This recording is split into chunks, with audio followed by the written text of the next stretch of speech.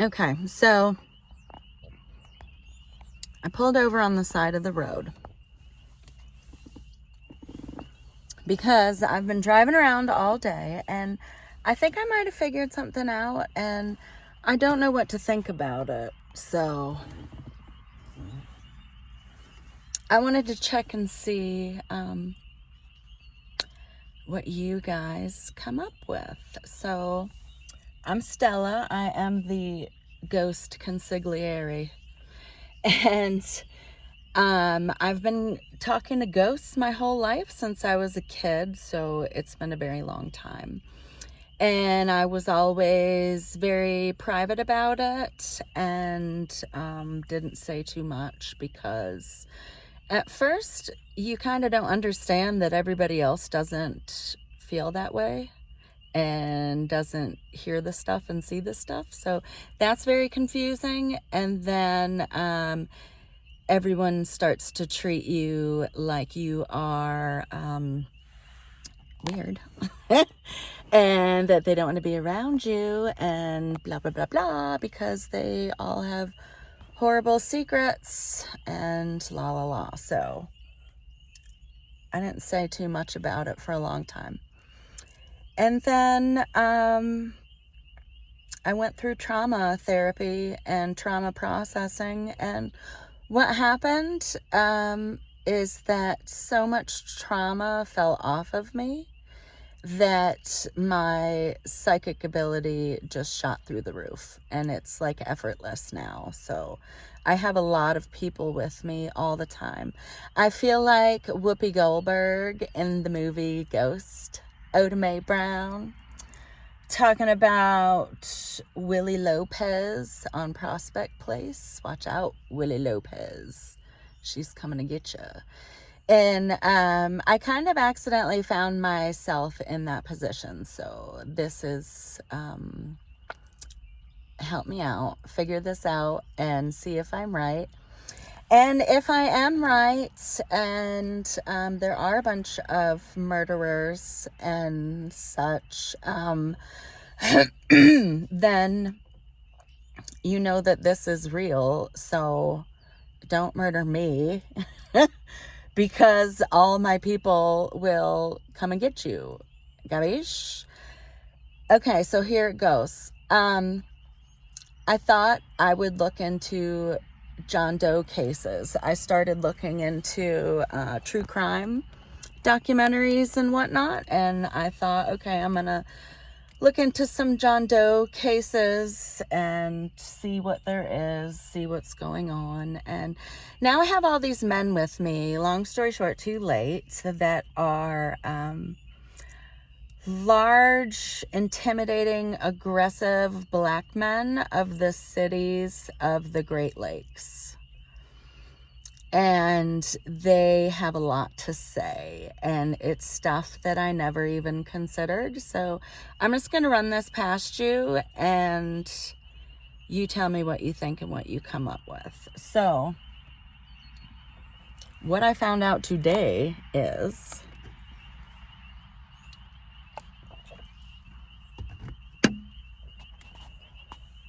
okay, look into this in your local area. I'm in Western New York. I don't know what's true.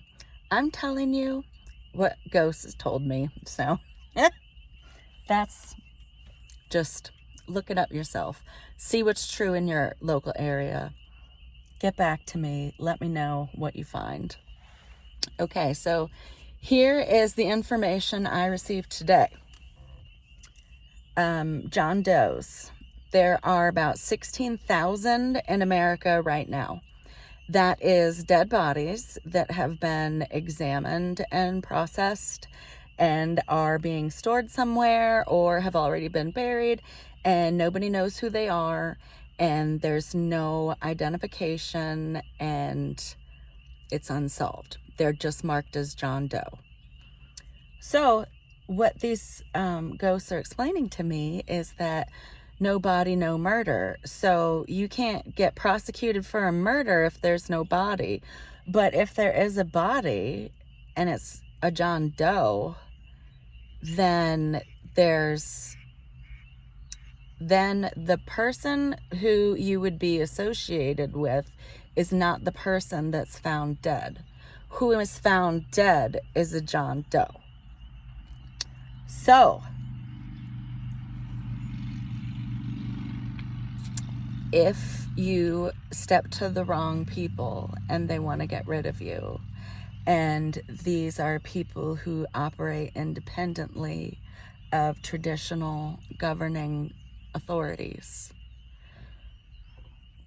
they will murder a man, fill him up with fentanyl before or after he has died, remove his identifying information like his wallet, keys, driver's license, credit cards, and they will make sure he's either dead or very close to dead or so far overdosed that he wouldn't be able to come back from that even if he didn't die. And then what happens that I never considered is that these men are then John Does in the hospital if they make it that far, or they're John Does in the morgue. And then when the tox screens are run, it comes back that they're overdosing on fentanyl. And since it's all over the news and all over everywhere, and everyone knows that you only need a tiny bit of fentanyl and it's everywhere, people just write it down as a drug addict who had a drug overdose.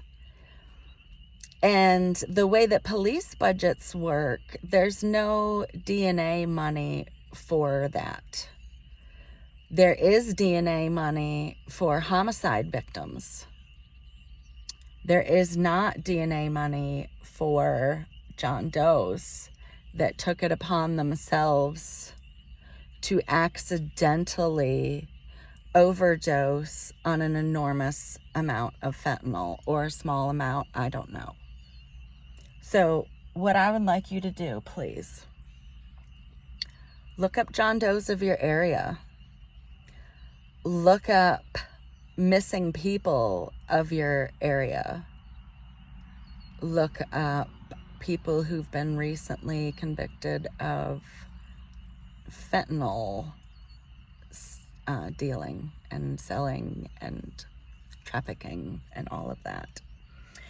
And the reason why I'm saying all this is because as a medium and a psychic, we have ethics and we have rules.